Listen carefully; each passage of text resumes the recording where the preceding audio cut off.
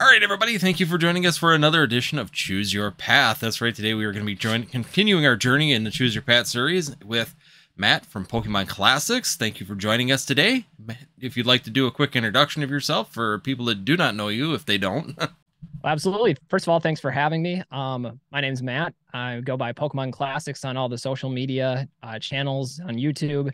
And my backstory is I was originally a collector, a player, an enthusiast in 1999 when Pokemon was first released, playing with local friends, some family members.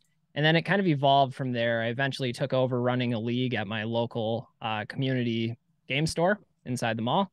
And from there, I casually collected off and on throughout all the coming years. Never really quit. There are times where it was a little bit more full throttle than others. And eventually started working on PSA graded collections, and then appreciating those collections, making videos brought me here to YouTube, and I guess the rest. Yeah, and I wish I could say I kept going through all of it. I made it to 06 and then I took a little bit of a break, but you know, life happens and you kind of go other directions, and then it's amazing how sometimes you circle back in on yourself and end up right back almost where you started. I just haven't gone back into tournament play, and I don't really intend on it. Just don't have the time. I'd love to, but I just don't have the time to actually do something like that. So, all right. Well, the purpose of the Choose Your Path series is, of course, to go through a series of questions that we kind of pre-set out so that, of course, Pokemon Classics could take a look at them, get the best answers that we can for you guys so that you can maybe continue a journey or look at a journey or a pathway through collecting in the Pokemon TCGs. So once again, Matt is going to be doing our Pokemon collecting questions and kind of explaining how he went through, how you could maybe use that information to try and help yourself out as you move forward into the Pokemon TCG. So, you ready to go through the questions here? We got a total of 8 for today. Let's do it. Actually have a disclaimer. I remember you sent me these like over a month ago before I got bogged down, and I haven't really looked at them. So you're going to get a live reading of my answers. So I apologize. Don't know how well-versed or how well-spoken I'll be, but we'll do our best.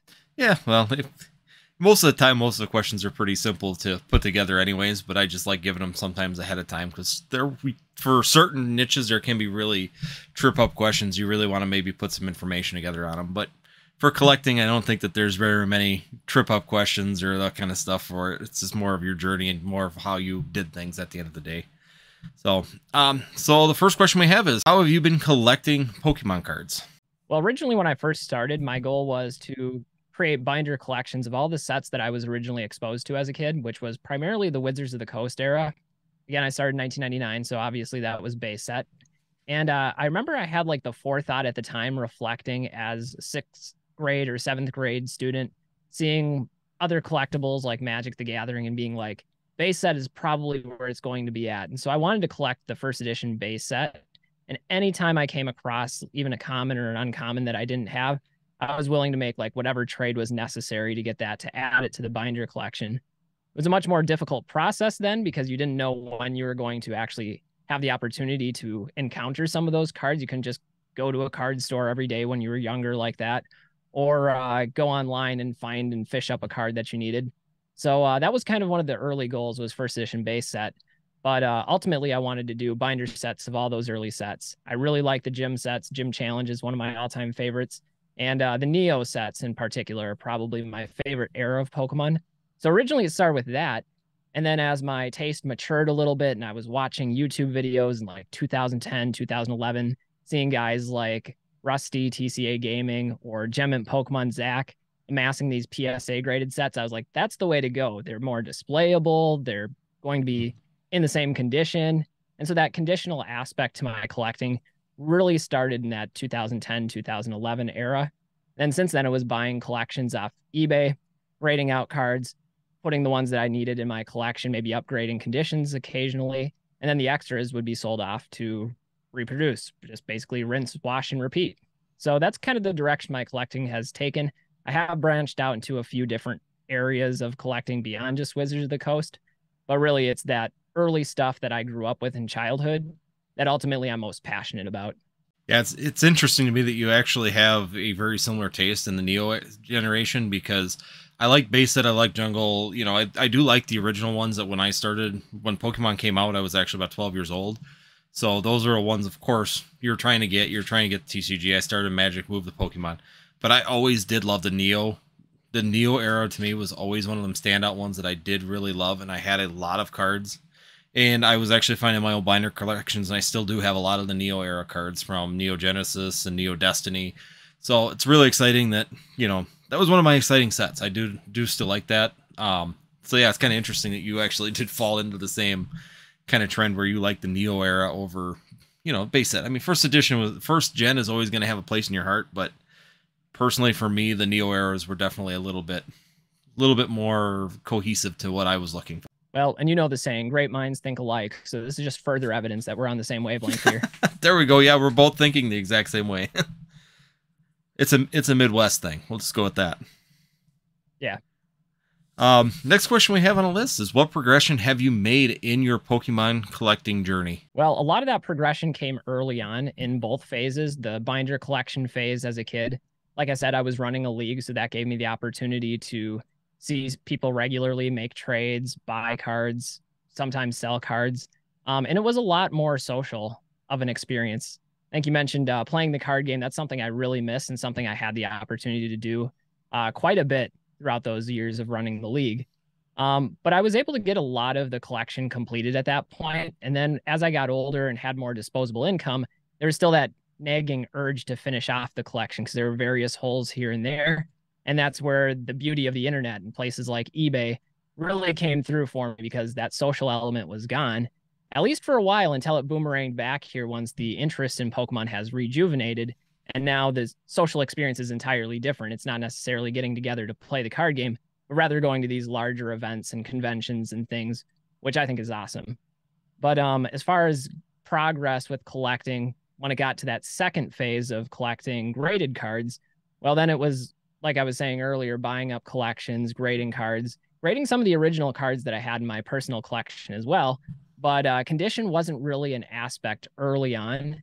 When I was collecting at the league, it was whatever was available, and you didn't necessarily have access to conditional rarity.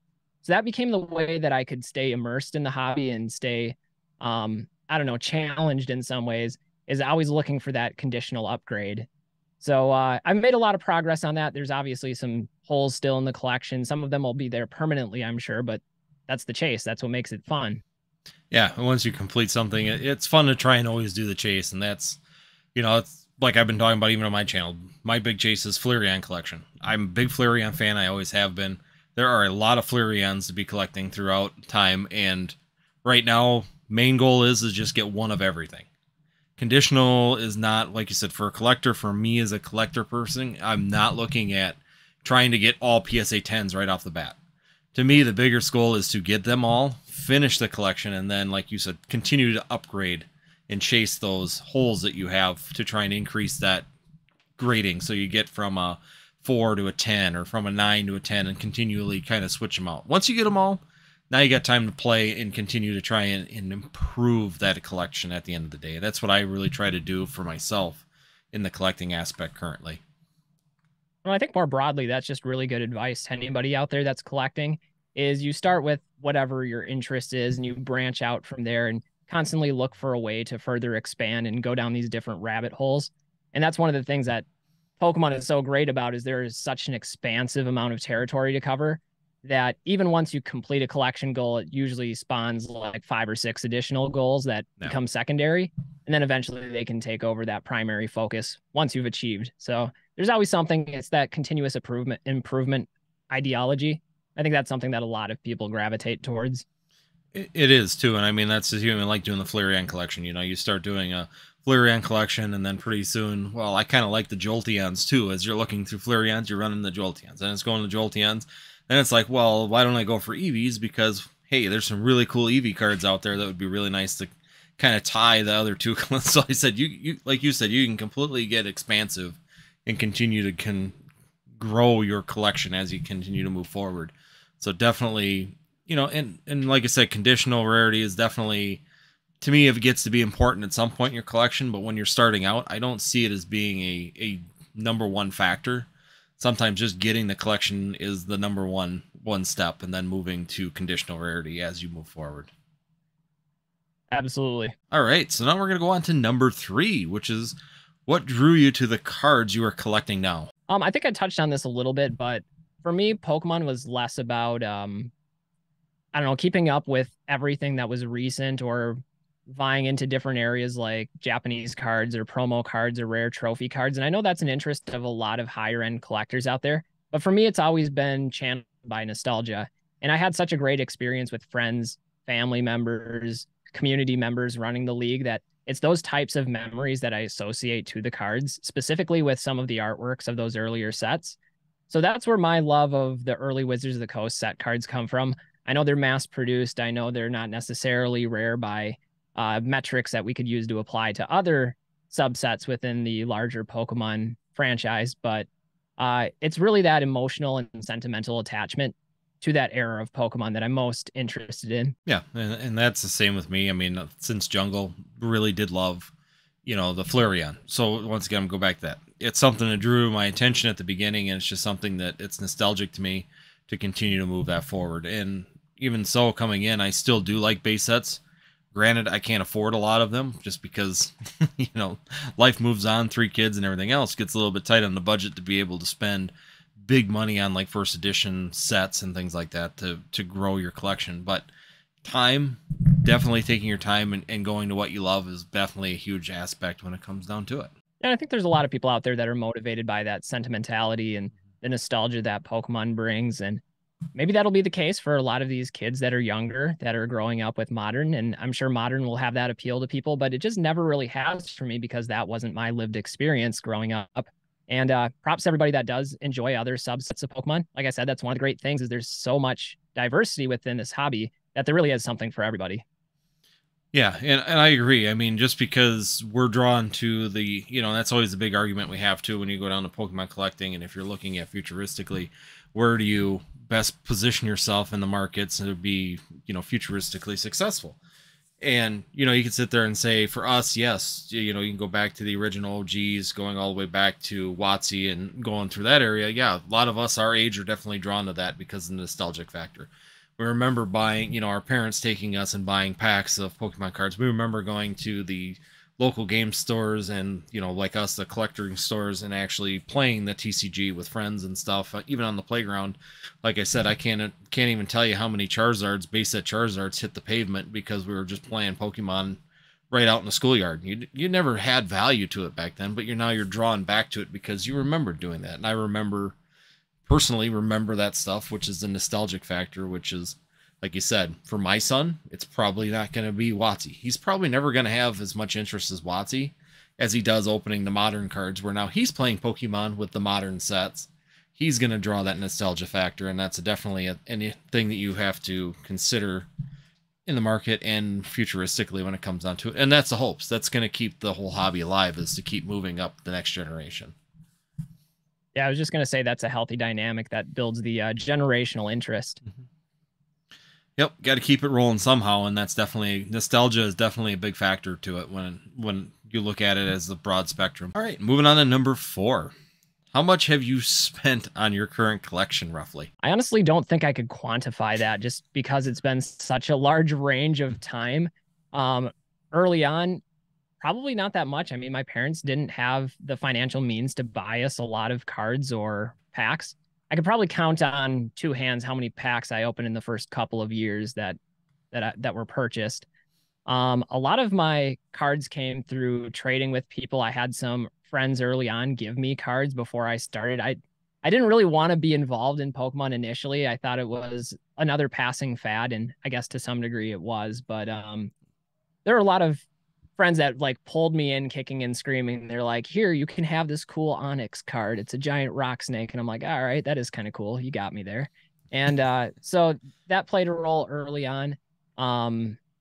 In terms of like buying eBay lots, I mean, it was a lot cheaper back in those early years between 2010, 2016, before Pokemon Go came out.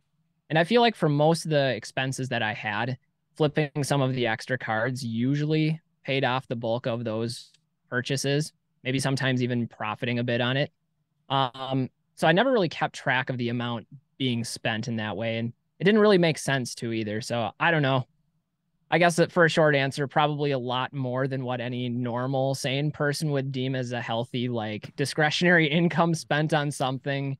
At as frivolous as cardboard? Yeah, and I just put this out there. This is a kind of an interesting question because everybody kind of answers the financial side of things different. And just a disclaimer, it's just to try and give people an idea that, hey, you can spend a lot or you can spend a little. And there's no real rush on this because, like, you perfectly answered it. Even most people, you've been doing this for years. So it's really hard to quantify how much you've really spent on it because you've got years and years and years of buying things and trading for things and grading things to try and complete your collection. So realistically, there's a lot of different avenues you can go to when it goes to collecting. You can try and, like you said, buy lots, take the cards you want out of it, sell the rest of the lot, and hopefully negate that cost over a little bit of time. You can, slowly pick up raw cards, hold on to them for a while, and then get them graded to fill in your holes in your collection.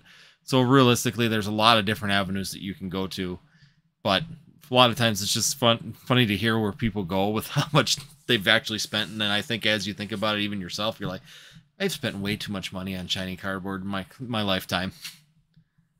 There might be a little bit of like cognitive repression happening there as well, where it's like, don't want to explore a question. It's painful. But honestly, Pokemon's been pretty good to me financially in terms of like offsetting the costs.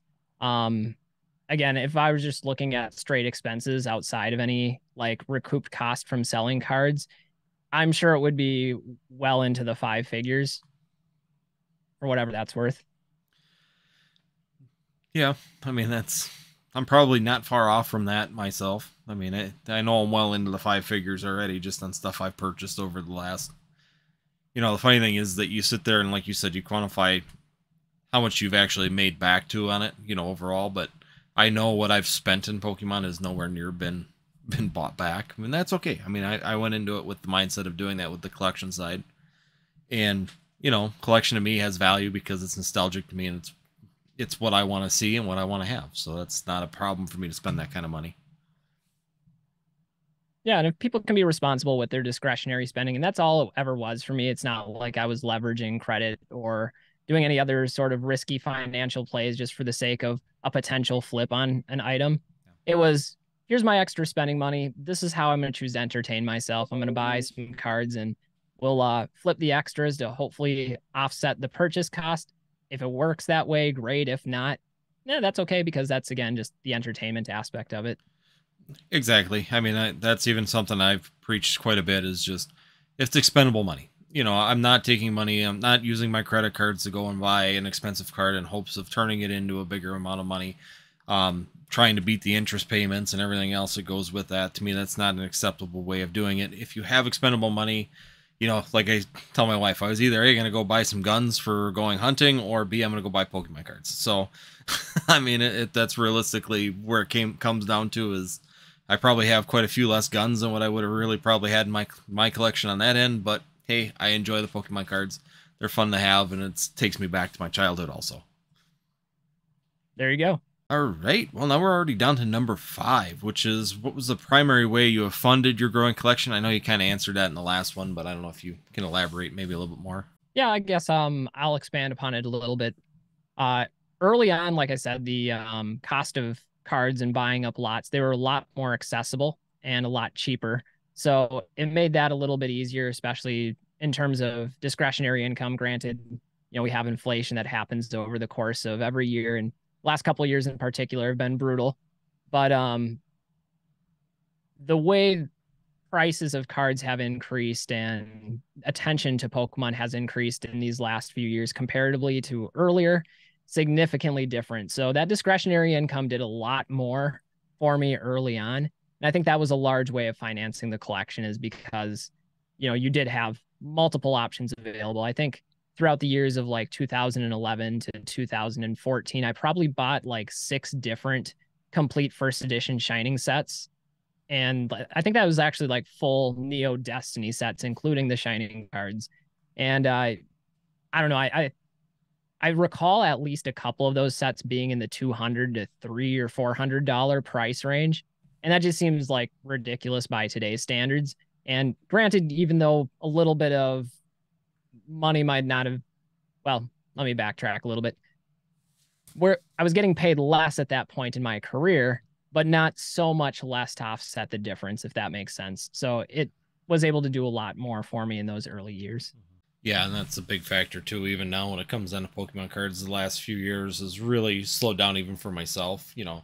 I started back in 2019 and got back into the collecting aspect and the purchasing sealed products. I do like my sealed collection also. I like both personally, and I can tell you one thing: 2019, the money went a heck of a lot further than it does with any Pokemon products now, especially when it comes down to chase cards or certain chase products. I mean, look at Pokemon 151, what we could be running into here in October, just from what we're seeing on the initial releases on that particular product. So we could be running into another bee's nest of really expensive product with the potential of huge, people putting huge amount of money into either their collection or into prospects. And who knows what Pokemon will do after those dates too to change the outlook of those particular products, which is always the gamble part when you're putting a lot of money down into certain products in your collection.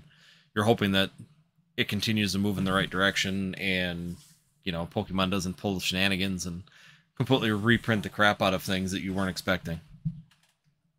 Right. And a little bit tangential for me, but as far as a modern set, since I don't collect a lot of modern or dabble with modern, 151 is like the set that I've been most excited for since ever getting into Pokemon, and besides like those initial vintage sets that I was interested in. And so I'm really excited to see that set come out. I just want to open some and just appreciate it. Again, it's the nostalgia piece. It's the one modern set that I feel really, really connected to simply because it's Kanto themed.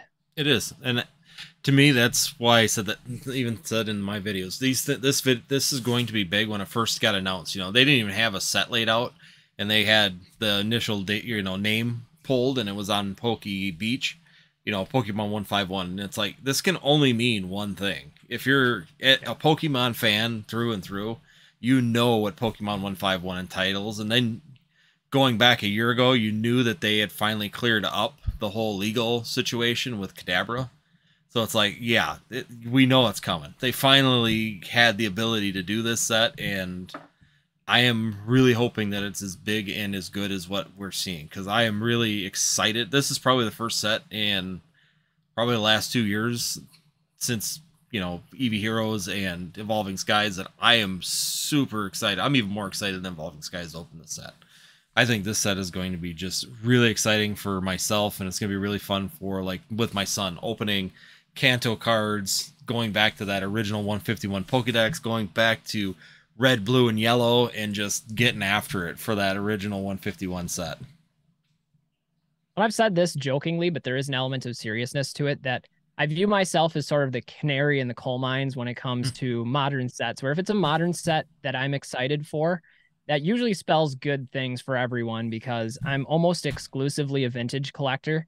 But if it can appeal to somebody like me, then that signals at least some sense of universality with it. Yeah. And if that's the case, you're going to have a massive market of people that are interested in it.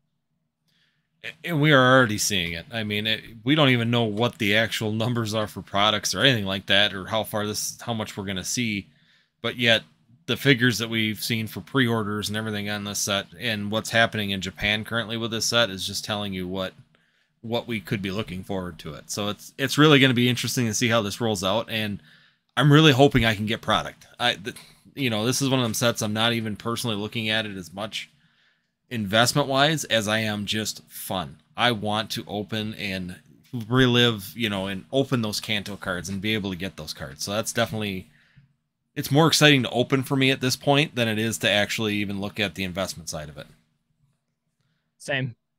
So definitely exciting overall on that part. All right, so we're going to move on to number 6. What's the best way that you have found to safely purchase items to expand your collection?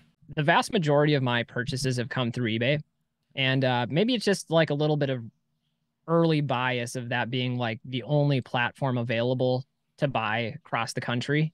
I know there's a number of different other sites and opportunities now. There's a lot more gaming stores now where cards can be purchased. That just wasn't the case for the vast majority of my experience playing Pokemon.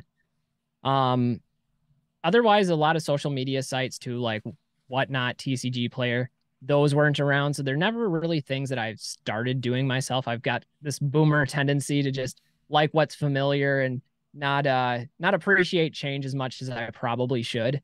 So I don't know. For me, it's always been eBay, but I'm sure there's validity to all the other different opportunities and routes that are out there as well. And at some point, maybe I'll get adventurous and expand my options a bit. Yeah, and personally, for my collection side, I've had really good success in eBay. Of course, eBay's got some really good. To me, it's very secure to be purchasing off of eBay. The other ways that I have found that have been pretty successful, I haven't had anything go wrong yet, is even going like some of the Facebook sites have like verification stuff where you can actually see people that have sold there before, and people actually have like a listing underneath their name of how well they performed. So you can just search a person and be able to see that they are truly selling things good. So there are some good opportunities on, even Facebook, like Poke World 2.0 is one of them that I have purchased some of my Flareon cards from. And once again, it comes down to they were pretty much vetted. There's a lot of people saying there's things. So definitely watch for that vetting. I always tell people, it's even like eBay. It gets really hesitant when you're paying really big money for a certain item or a card and they have 2 sales with no reviews. It's like, that there's always that red flag when that happens. And it's the same thing on any platform. Right. And eBay's become a bit since the authenticity guarantee was implemented. And when you were talking about some of the social media sites like Facebook, that did actually remind me of the small, tight-knit collector community coming in, where I know a lot of people that have been collecting for a long time. And when the collector base was much smaller, that was also a route, is through like personal messaging or through sites like E4, being able to talk to people that were also reputable collectors that had some sort of established online relationship, where I've done deals with like Pokey Rev before he was ever a YouTube personality, or Rusty TCA Gaming before he was like really notable on YouTube or other platforms as well. So having some of those connections also were very helpful, because those guys can source some of the rarest of the rare product and have those inside tips on some of those low population cards that I needed. So having that word of mouth, I think, was helpful too early on.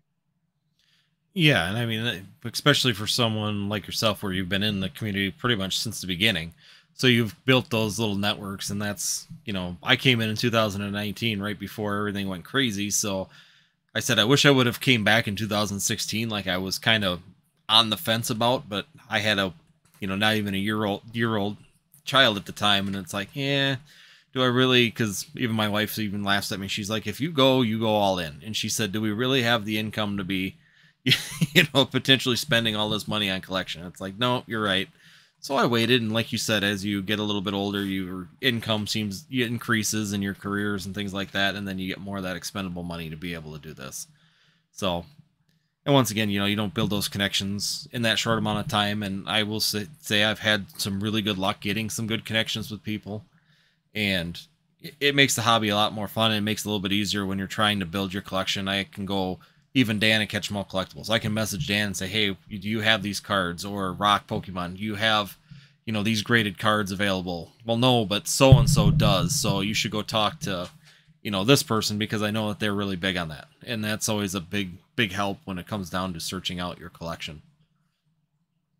Exactly. And Dan has been one of my best sources for when I do want modern packs. There's been times when I picked up Celebrations packs, and so he's my go-to for that.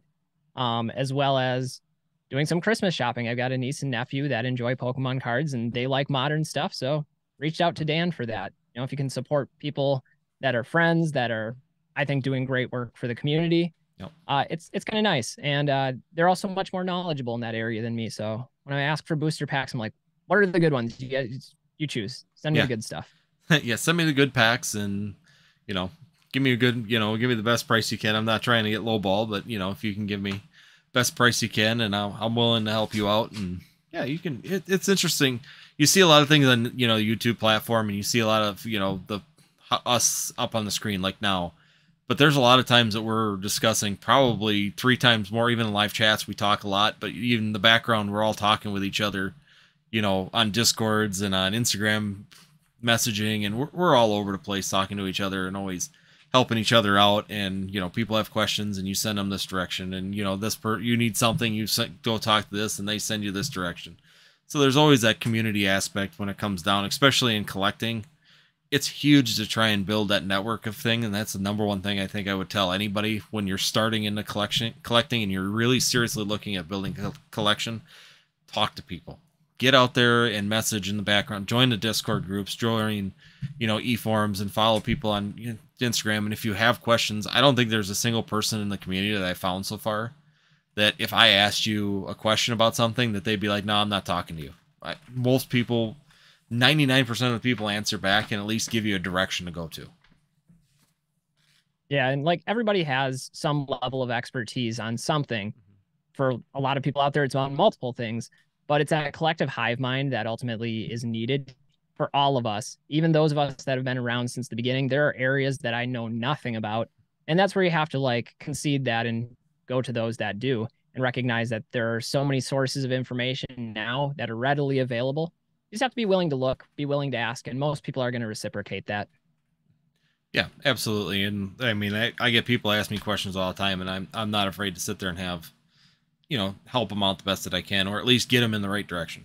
It's really helpful for the community hive mind and for the collecting hive mind to be able to assist as many people as you can. And if you're not an expert on it, well, I'll send you to the person I know is an expert on it, and they'll be able to help you find or maybe make a decision that's best for what you're doing. Exactly. So, all right, going down to number 7. What are the things that you have learned to avoid to efficiently build your collection? Things that I've learned to avoid. I think one of the very first things that I learned is being very careful with risk assessment, especially when you're buying collections online that you're not seeing in person. And like I said, that's kind of my background is buying up collections, grading cards, reselling the extras.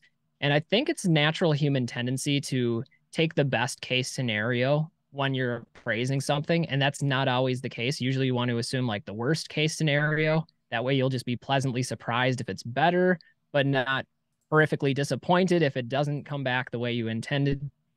So I think that's one of the main things is the risk assessment piece. I don't know. What are some of yours? I need more time to think about this one. I figured that was a little bit. That one's one of the Uno ones. reverse. Uno reverse. give each Yeah. other an Uno reverse card. Number one thing that I've kind of learned to avoid when it comes down to is like looking at the aspect that everybody is honest. As much as I would like to give everybody the best benefit of the doubt when it comes down to collectibles, it is really easy to fall into that complacency that everybody's honest. Once again, kind of going into what you said, you have to double check people. And like I said, if they get offended by it, to me, that means that there was already something kind of erroneous going on there. Because I've seen that where even I'm going to purchase something and I ask them a question like, can you verify that this is what it is? Send me an extra picture, or, well, what do you think? I'm lying to you? It's like, well, no, I'm just trying to verify it's well, and that throws up a huge red flag right away to me. And that's just it. I mean, sometimes just using your gut is a huge thing too. If something seems too good to be true, typically it probably is, and you should probably take a lot of caution and take every, you know, risk precaution that you can to try and get through that. And definitely learning those kind of things is important. The other thing is too that I've learned is an avoidance thing is when I'm building my collection is try to avoid paying top dollar for everything. Yes, there's a lot of market values. There's people that will post things up for market value, but a lot of times those people are also trying to compensate for expenditures that, like eBay sales, for example. They'll add 13% to 15% onto the price that, yeah, it's market value, but they're willing to sell a little bit less if you talk to them or those people. And once again, getting outside of that community and working with other people sometimes will get you a little bit better price on some of the things. It's not that you're ripping them off and like trying to get under market value. It's that you're helping them maybe reduce the fee costs while you're getting the benefit of getting a little bit lower price on your end. Because if you pay 5%, 5% of that market fee, you get a 10% discount from the eBay costs, they're saving, they're getting 5% extra on what they would have gotten, and you're getting a discount also, or split in the middle. Yeah, those are both great points. And, being around as long as I have, I've seen a number of different scams that have happened. I've been victim of several. Fortunately, not as many as I guess some would assume. Like, I think people often think that getting scammed is a lot more prevalent than it actually is.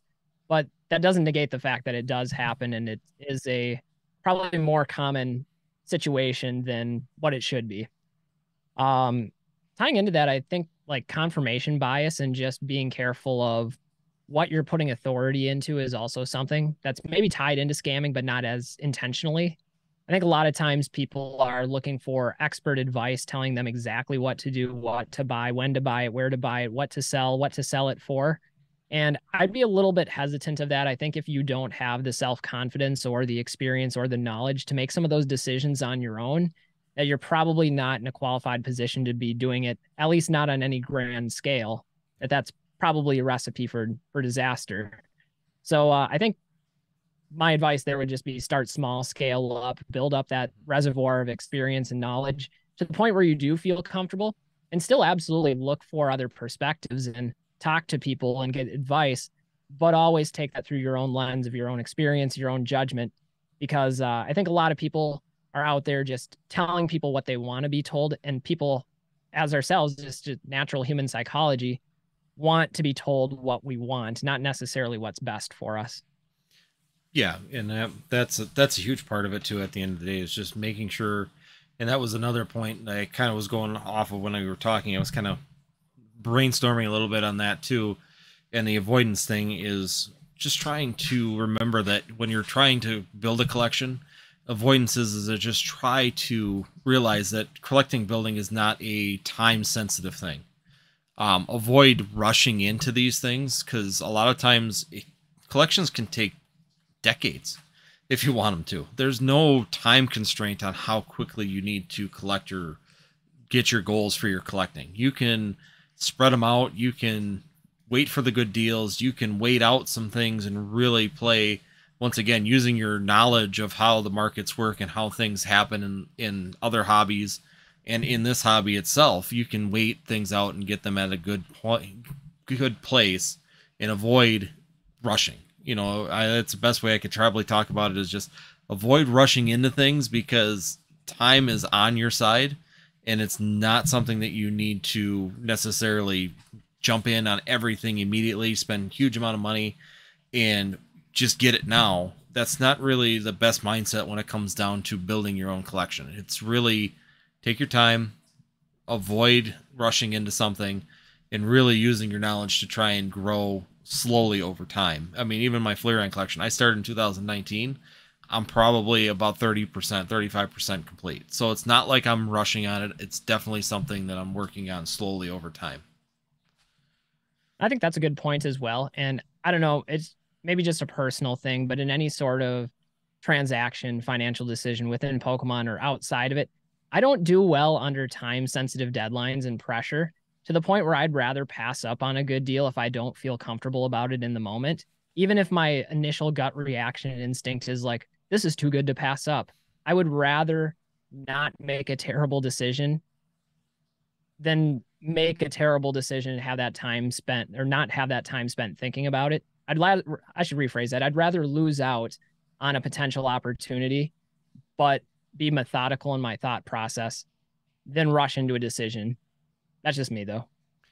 It's a great way to look at it. I mean, rushing into a decision sometimes will create that little bit of a regret sometimes, even if whether it's you rushed in because someone was pressuring you to make the deal now and you did it, and then you realize, well, there was 3 other options that might have been a little bit better, gotten me a little bit closer to my ultimate goal. Well, I just paid this much for a 9 because I was being rushed by them. I could have actually bought a 10 for $50 more and hit my ultimate goal. Now I got a 9. I'm going to have to try and eventually flip that to get there. There's those kind of things too. And that's where I'm really, time is on your side. It isn't a rush. Really analyze and really work at trying to understand and put everything together. If someone's rushing you on something, like you said, if I'm feeling rushed on a deal, especially if it's something that's, a little on the higher end side, it starts putting up, once again, those red flags for avoidance. I might want to avoid this because something's fishy. Why are they pushing so hard to get this? Because if they've got, I just passed on a gold star for the same reasoning. Like I was looking at a Flareon Gold Star. I'm trying to get that for my collection. It was a PSA 9, trying to fill it in, and boy, he was pushing me to make a decision on it like 5 minutes after I asked him about it, and it's like, I want to get it, but on the other side, I really don't want to be rushed into something because now I'm getting kind of, why is nobody else interested in this card? Why is he pushing me to buy this card? And that's where that avoidance can come in to potentially get out of a bad situation or potentially get out of something that you'll regret. Well, I'll throw this in too. It doesn't necessarily have to be an individual pressuring you with time, but there's been situations where I've pulled up an auction that's ending in a few minutes, or it's something I'm not well versed in, and I'm like, I need to research this and look up some comps of things. Or maybe a new item that was listed with a buy it now price. And I'm like, that seems like a really good deal. If I don't jump on this, somebody else is going to take it before I have the opportunity to. And again, if it's something I'm not well versed in and not confident in, I'd rather just miss out on the opportunity and then look back and go, oh, yeah, I should have bought that. My gut was right. As opposed to taking up an opportunity and then being massively wrong about it or having something go wrong. Mm-hmm. So I don't know. I just rather feel good about the decision going into it rather than making a hasty decision, even if it turns out to be the right decision. Yeah. I just don't like that feeling of uncertainty. And that's something I've said quite a bit, and I try and make sure viewers hear that quite a bit, even on my YouTube channel, because I really do think they need to hear it. In Pokemon, there's always the next best thing. No matter what, you might think that this is the best thing right now, but in 6 months down the road, it may not be completely irrelevant, and there's a new best thing. So just because you feel pressured and that there's like this huge hype and FOMO on something for the, I got to get this, just wait, because there'll be something else. It's just a matter of time, and it's the same thing with any part of the hobby. It may be right now, but it always comes back around. Everything that I've seen, even from 99 to 2006, from 2019 to now, it's ebbing and flowing. It may be popular now, and then it goes away, and then it becomes popular again. It's constantly changing, and these opportunities always seem to reappear. So you don't need to necessarily jump on the first one that you get an opportunity at. Sometimes you can pass on it, make your decisions, do your research on it, and then go back for it when it shows up again. I couldn't have put it any better.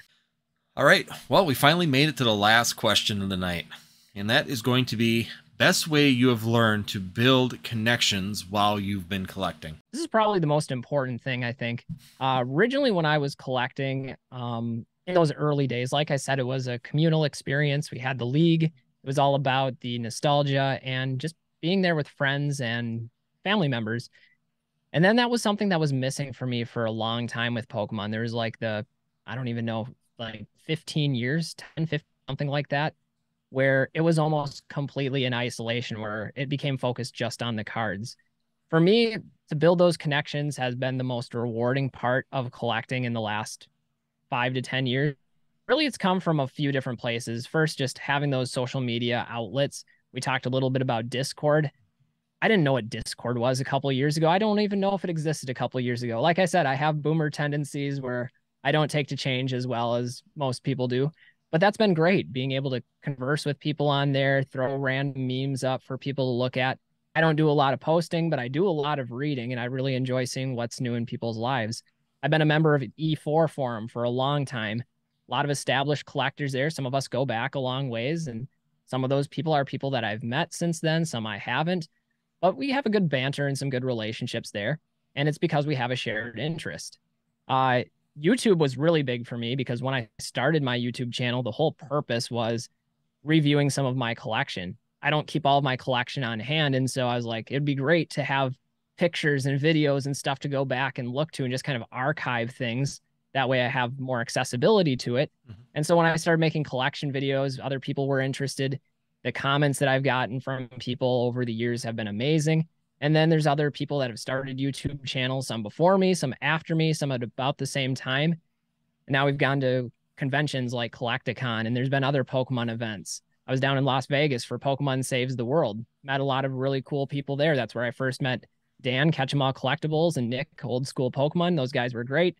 They kind of brought me in since I am a little bit socially awkward and shy. Having other people around with a similar interest is really important. Like I said, the social aspect, by far the best part of the hobby. Yeah, and that's the same thing for me. You know, when we first started a hobby from '99 and even up to 2006, the internet was really in its infancy stage when it came down to actually these connections and things. MSN Messenger was the hot thing that we would talk to people on, and these connections were really built in person. And you were really kind of stuck with how big the area was you lived in. And being in a rural area, it was really small. When I went to college, it was a bigger town, so I had more connections, and you could really build those connections back then. Now the connections can be infinite, and that's what's really cool is that if you get someone such as myself, or if you want to become this kind of person, the more people that you talk to, you know, face when you're on YouTube. YouTube to me is a fantastic way to just meet some of the people and get to know them, you know, kind of seeing them on a screen and who they are. But realistically, the chat down below to me is always a lot more fun sometimes because there are a lot of discussions that are going in there and you can meet a lot of people down in that discussion. And once again, you can grow that community. You can follow them outside of there. You can go and follow their Instagrams because most people that are in here have Instagrams, and you can continue to build that community and build those connections that continually build your collection and build your like you said, your hive mind when it comes down to collecting. And there's a lot of people you'll find on every one of these paths that we've talked about, even in this channel and the podcast. Every one of them has people that are just strictly on that path, and they have a ton of information to help you along with your path, and they'll take you right with them if you want them to. Yeah, it really is great. And even in the chats and in the comments of videos, there's been at least a handful of people now at Collecticon or conventions where somebody has approached me and they'd be like, "Yo, your Pokemon Classics from YouTube," and then they'd mention their name down in the chat, and I'm like, "I know exactly who you are. I've seen you in this live stream, this Yep. live stream. We had this conversation." Yep. And I think in some ways they're like gratified by the fact that I recognize them, but I think it's more of the other way. Yo, this is really cool that I'm getting to meet you. Like, you always Yeah. have the most insightful comments on these things. Like, you need to start a channel of your own because you have so much Hmm. knowledge and great things to say. And maybe they're a bit more shy, or maybe they don't feel comfortable with the technology piece. I don't know. But it really was one of the best decisions I think I've made because it brought a whole new aspect to collecting. One that I originally had all the way back in 1999 that I've been hoping to recapture, and now it's been recaptured in a more significant way than I ever could have hoped for. So I'm really grateful for that. And I absolutely love the community that we have here. You know, if there's some bad apples out there, there's scams going on, there's other issues, but you're going to get that in any hobby. And Yeah. we focus on the positive stuff and control what we can control. You're going to find it's a really fun time. Oh, absolutely. And you know, talking about that story, I just was kind of laughing about that because in Eau Claire they always have like a little collector. Though there's like a sports card store that actually just sells Pokemon and like sports cards, and they always set up a big collecting booth throughout the mall in Eau Claire. And I was kind of down there last year, and I was laughing about that same kind of story. Someone was in there, and they've been on my lives. They've commented on my channel quite a bit, and have for a long period of time. And I was down there talking with the one guy, the owner of the place, and then going through other places that were selling stuff. And I came up to one booth, and he went, "Dude, you're Northwoods TCG. I've been following you." And he told you, you know, this is my game. Oh, wow. I've been talking to you for, thank you for following. Thank you for all the insight. You know, he was one of them guys that on my channel, he's constantly like commenting for me and like putting in information that he has on stuff. And it's huge. I mean, that's one of those, once again, that community building, that connection building where YouTube has kind of sparked that and made it a lot more fun to meet these people and actually see the fans that you have and the people that you've talked to for a long period of time with some very good insight and the same thing. You should start a channel, man. Even if, you know, you always get the same comment, well, I don't know if I'm going to be any good at it. You know, you guys are so professional. It's like, when I started this, literally, I looked like I had no idea what I'm doing. And yeah, everybody does. It takes a little bit to get it, find your groove. And once you do, if you can spread your knowledge and help people, at the end of the day, that's always been the thing of my channel is I want to help people. I want people to be successful in this hobby. I want people to stay in this hobby. You know, there's always that thing is that Magic did that study. People typically it's a 2-year average for someone to stay in this hobby before in any TCG before they move on, just because of boredom, difficulties, whatever happens inside of them. If we could extend that to 4, imagine keeping people in this hobby twice as long, what that would do for the overall longevity of Pokemon, any of the TCGs. Yeah. You know, I had such a great experience growing up with it that I really hope that other people are able to have that as well. I think that should and needs to remain the focus, is having that accessibility to the younger generation. They're the ones that are going to carry the torch forward. And ultimately, looking back on playing in the league, helping run a league, attend some of the competitive tournaments when the Super Trainer Showdown was doing their regional qualifiers. I went to one of those. Such a great experience. And I just want people to look at and experience Pokemon through the same lens that I had, or hopefully one that's even a little bit better, since it does have all these offshoots and all these different social media experiences and these communities built in that we were perhaps a bit more limited to, just due to technology and due to the lack of the globalization that Pokemon has experienced. So if we can make that for people, regardless of what happens with the cards, the cardboard, the prices, and they can have something to cherish from their childhood, that's the ultimate win in my book. Absolutely. And that's the biggest thing is too, is that it's been rough for the last couple of years. And I will say, you know, if for anybody new that's actually come in, it's been the most difficult for the last 2 years. And now personally, I think it's getting a lot better. Accessibility is getting better. Yeah. Pricing has gone up, which, you know, it can be kind of hurtful in some ways, but I think everything's pricing's gone up. So it's kind of negated itself comparatively to everything else. But overall, I think that the accessibility is coming back slowly back to the stores, to the LGSs. You know, you can get things more readily, which is huge for the next generation coming up. Because once again, I always have that advantage because I have my son to look at, and he doesn't care. You know, we sit there and say, you know, Vivid Voltage is a junk set. You know, oh, it's only got one chase card in it. You always hear a lot of channels say that, you know, it's got that one chase card in it. My son loves Vivid Voltage. He will open Vivid Voltage any chance he can get because he is a Pikachu fan and he will rip through those. If I give him a choice between every pack that's been made in the last 5 years, he's picking Vivid Voltage every time. It's just his nostalgia. That's what he loves. And now that he's available to get it, you know, we can go to Dollar General now and pick up Vivid Voltage packs because now seems like they're always a little bit behind and he loves it. He'll go buy he'll want 2-3 packs every time we go. And I'm fine with it. Once again, that's huge for the hobby. That's huge for not just my son, but anybody in the hobby to be able to get those opportunities, and it'll keep things going forward. And it's huge for a lot of people to realize that, you know, empty shelves is not good for the overall longevity of a hobby. If we can keep product available, keep people opening it, keep kids opening it, and the next generation opening it, it'll be successful in the long run. And we'll continue to enjoy this hobby for years with new opportunities and new things coming. Absolutely. That idea of stewardship, I think, is one of the things that should be forefront on our minds as established older collectors and players out there. And, you know, it's a shared community. It's a shared responsibility. If all got a role, I'll have a part to play. Yep. And keep rolling it forward and trying to help the next. Helping people will be a huge part for that stewardship to really kind of push this forward and continue this hobby growing and being successful. So, well, other than that, I always throw up, that's the last question. At the end, I always throw up a free discussion, or if you have any additional things that you'd like to put forward. Sometimes after seeing all the questions, you may have something that you'd like to throw in to help out. So I always add this little part of it for you. Well, again, I really enjoyed being part of the podcast and being on here talking. It's an honor to be invited on. And I don't know, I guess in terms of questions, there's a lot of big news going on. We touched on 151 a little bit. Mm-hmm. I guess just generically, how's business going? You're coming from a very different perspective than I am. And what's kind of your take on the current state of the market?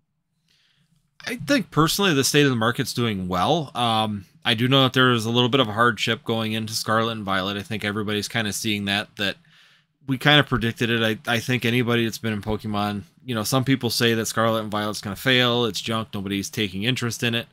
But we've seen that several times over. Every time we go through an era, I mean, I can tell you, even in the going from base set into Neo into, you know, Skyridge and all that, there was always that opposition going into the next era, and that's never going to change. So overall in the market, I think that we're in a good place. I see some really good things.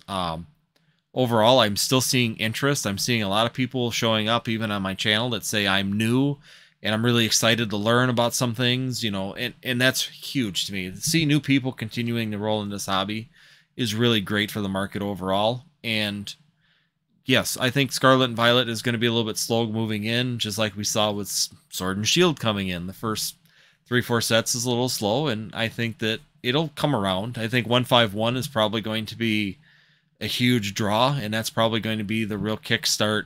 In my opinion, that's going to be the real kickstart Scarlet and Violet. We're going to see things really change after that point, and I think we could see a good boom again in the market coming up here with 151 coming forward. It's going to draw the OGs back in again.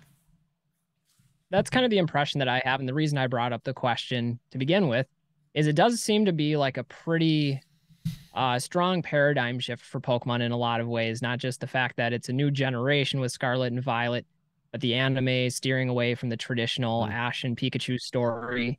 We're getting like a different take in the market where supply is finally catching up, and just a lot of change. It's a very volatile time in the hobby, but I think we might be gearing up for some of the best days ahead. Again, it's not a perspective that I necessarily dive into. I don't have a lot of expertise in the more modern area, but from an outside observer, that's kind of what it seems like to me, is a rough transition period of new beginnings, but eventually that rhythm's going to kick in. It does. I mean, that's what I mean. I hear a lot of people opposition, and like I said, it's a constant thing in the market. I mean, you're talking about a platform with Pokemon as an IP every 3 years. They transition into something new. They do a complete revamp of everything. And granted, this one has probably been one of the roughest of them all, because like you said, the anime change on top of it, is another big part of it for myself. That was a really hard, that's still really hard. I have not seen the new anime. I know it's out there. I've seen some of the episodes have been posted up there, but I have had a really hard time going into it. I know my son's going to watch it, but for me, it's like, you killed everything from my childhood by removing Ash and Pikachu. Now, am I the type of person that's going to hold a grudge to it and it's going to stop me from... No, I mean, it's just going to take me a little bit to recycle through that, and I think that's what we're really seeing when it comes down to the overall market currently. We're seeing a lot of that in general, that hesitation, that, okay, things have really changed. We've gone from yellow borders that we're all familiar to silver borders. I get a lot of people in the comments of this channel even saying, I'm never going into Scarlet and Violet. I'm going to stay in Sword and Shield forever. But I bet you that, like I said, this 151 to me is probably the best move that Pokemon can make right now. That'll be the, first holiday set, but really the fourth set in the Scarlet and Violet, which is a good time, kind of like Champion's Path. Champion's Path was kind of the Sword and Shield's answer to the same thing. So it really brought people in. It started people really moving again in Sword and Shield. And I think that this is going to be bigger than anything that we've seen. This is going to be bigger than... I'm confident in probably saying it's probably going to be bigger than Hidden Fates even, from what I'm seeing currently.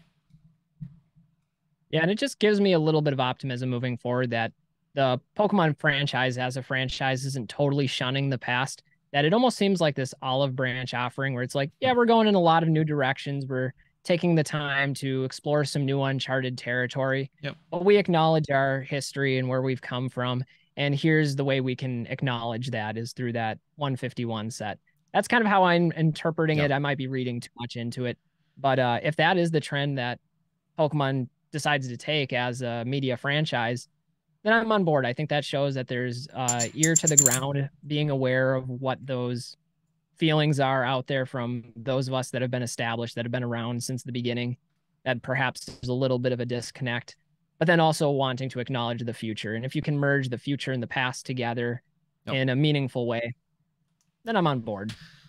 I am too. I think it's a really good thing. I mean, I've even been kind of hesitant on Scarlet and Violet. I think there's some good opportunities, and once again, it's that olive branch to me. You changed everything, but now you're giving us literally our childhood right back into us in a box. You're going back to that original Pokédex, and you're keeping it true, because that was what I said. I don't want to see 151 and them sneak in some mullet. Well, we're going to throw in Lugia, and we're going to throw in, all these other No, if you're going to do 151... I don't want it to just be 151 random Pokemon. It needs to be the 151, which they did do. And I was concerned that they might pull some shenanigans, because we all know how Pokemon likes to throw in that curveball every now and then to, oh yeah, it's 151. Oh no, it's our 151 best Pokemon through history instead of, But like I said, it's an olive branch to me. I think that this is going to be potentially the kickstart to the market again. I think we might see a really good kickstart on that Scarlet and Violet, and this might be the push that everybody needs to finally jump onto the ship and see how it floats. Could be. So yeah, no, I see some good things in the market coming. I think that we're in a good place. I know some people are hesitant, but I think the overall Pokemon's in a good place right now. The IP's still strong. The gameplay's still strong. We're still seeing really good numbers at tournaments and things moving forward. Absolutely. So, all right. Got anything else? I think that's all I got, unless you have any additional questions up your sleeve there, like a magician. No, I don't have Just anything. Alakazam one. Yeah, I was gonna say do an abracadabra alakazam on you and pull out something else. No, I don't have anything right now. I mean, honestly, I think we covered all the topics really well. Once again, for someone that's looking to get in collecting, I think this is a good starting point for them to, at least see where they should be going and how they could start building that path. Once again, like I've said with other people, you could have two people on here that do the exact same thing and we could have taken completely different paths to get where we're going. So each path is tailored to the person that's doing it, and how you achieve it is going to be your own journey at the end of the day. But it's definitely good to have some starter points on how you can be successful and at least start moving in a direction by seeing how someone was successful in it. So once again, Pokemon Classics, thank you for joining me, taking the time tonight to sit down and do this. And definitely great knowledge. You've had a long career in this hobby, not leaving and being involved with it for so long, and your knowledge is just far unbeatable by a lot of people.